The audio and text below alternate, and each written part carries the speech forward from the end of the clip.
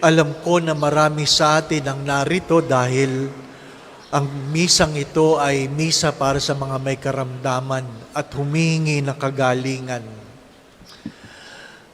Kailangan po nating tanggapin ang katotohanan na ang karamdaman o pagkakasakit ay bahagi ng buhay.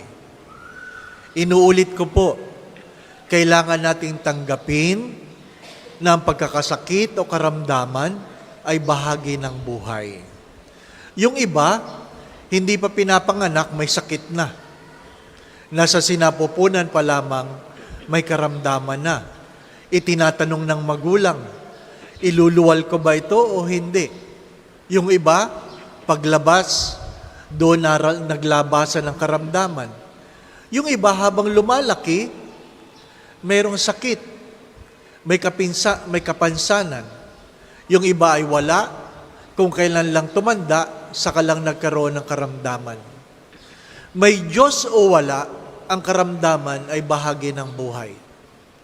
Inuulit ko, may Diyos o wala, ang karamdaman ay bahagi ng buhay. Sapagkat ang pagtanda ay bahagi ng ating pagkatao.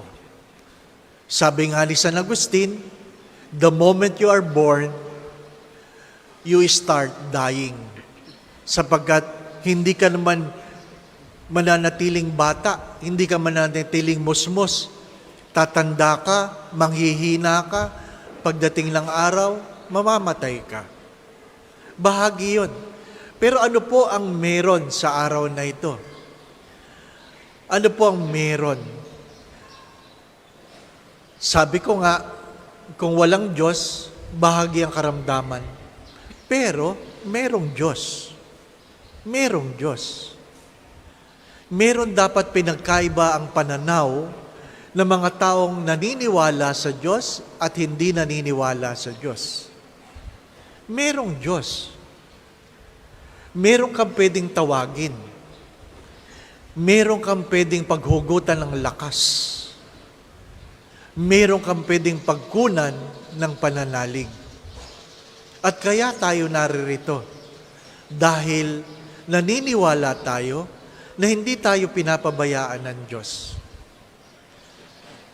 Naikwento ko na ito nung misa ko nung isang buwan o nung kamakailan na kung saan ako po ay na-stroke last year. Pinipili bang stroke? Marahil ang tanong ko noon ay, bakit ako na-stroke? Pero bahagi yun. At bakit ako bumabalik-balik sa lugar na ito? Sapagkat kahit kailan, hindi ko pwedeng kalimutan ang biyayang naramdaman ko na kung saan ni ang aking daliri ay hindi ko may galaw, hindi ko mailipat ang bawat beads ng Santo Rosario, hawak ko lang, dahil buong katawan ko ay paralyzed. Nagro-rosaryo ka pero hindi mo mailipat man lamang yung butil ng beads ng misteryo na Santo Rosario. Ikalawa, nagpapasalamat ako sa kaibigan na nagdala ng relic sa akin ni Padre Pio, na kung saan, nung ako ay nasa ICU, nasa emergency room, sabi ng doktor, pinakamabilis po niyan sa ICU, 1 linggo. Ang pinakamatagal po niyan dito sa hospital, 1 buwan. At mismong isang doktor na tumingin, sabi niya, tinawagan niya ang kaibigan kong doktor at sinabi niya, Father Dave might not make it. Baka hindi na niya kayang bumangon. Pari ka, iniisip ko aking sarili, magiging gulay na ba ako habang panahon? Magiging gulay. Kasi doktor na mismo nagsabi na baka hindi ko nakakayanin. Ngunit sa tulong at panalangin ng mga banal, sa pananalig sa Diyos, sa pagtitiwala sa panalangin ng mahal na Birhen, na kung saan sa araw na ito ay ating pinagdiriwang kapistahan ng Ina ng Santo Rosario, hindi ako nawala ng pag-asa At alam kong hindi ako pinabayaan ng mahal na Birhen.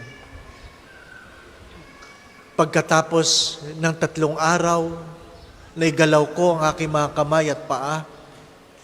Pagkatapos ng 4 na araw, nakaupo na ako. Pagkatapos ng 5 araw, nakakalakad na ako. At sabi, sa 7 araw, pwede na akong lumabas. Mga minamahal na mga kapatid, palagi ko po itong sinasabi, ang utang na loob ay hindi nababayaran. Ang utang na loob ay hindi nababayaran. Ang utang na loob ay tinatanaw. Mahalaga na tayo'y marunong tumanaw ng loob, utang na loob sa Diyos na pinagmumulan ng bawat biyaya. Sabi ng aking classmate sa stroke, siyempre pag na-stroke, may classmate ka na, di po ba, no? Classmate pala kita, di po ba? Sabi niya, ba't ikaw magaling na ako hindi? Ha?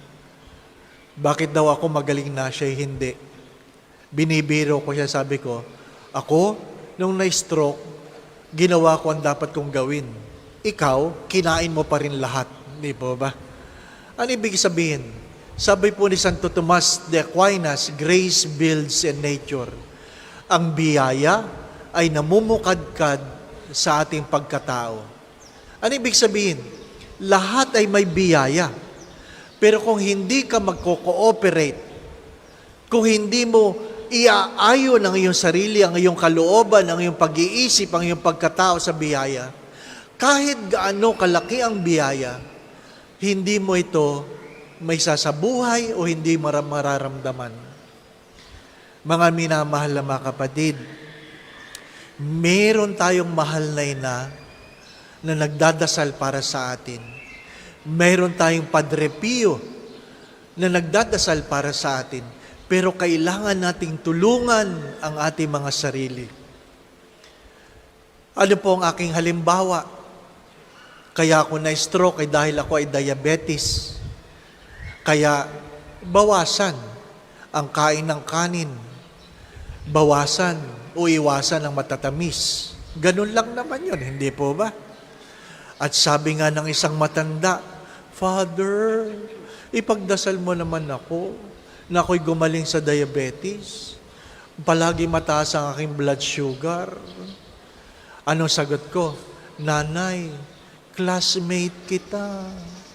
Member tayo ng media. Ano yung media, Father? Mediabetes. Ano pa? Member tayo ng media. Mediabetes. Ay sabi ko sa kanya, Nanay, bawasan nyo lang ang kanin. Bawasan yung halo-halo. Bawasan yung leche flan. Nakita ko siya doon sa restaurant na gusto kong kainan. Paborito niya, binabanata niya yung mango bravo. Ay, nako. Masarap yun. Kaya sabi ko sa kanya, Nanay, nakita ko kayo kanina. Binabanata niyo yung mango bravo. Bawasan ninyo. Anong sagot sa akin ng matanda? Father, huwag mo na akong pagbawalan. I-pray over mo na lang ako. Alam niyo mga minamahal na mga kapatid, hindi kayo gagaling kung hindi niyo iiwasan ang mga bagay na dahilan ng inyong karamdaman. Inuulit ko, hindi kayo gagaling kung hindi nyo iiwasan ang dahilan ng inyong karamdaman. Paliguan ko man kayo ng holy water, hindi kayo gagaling kung hindi nyo iiwasan ang inyong dahilan ng inyong karamdaman.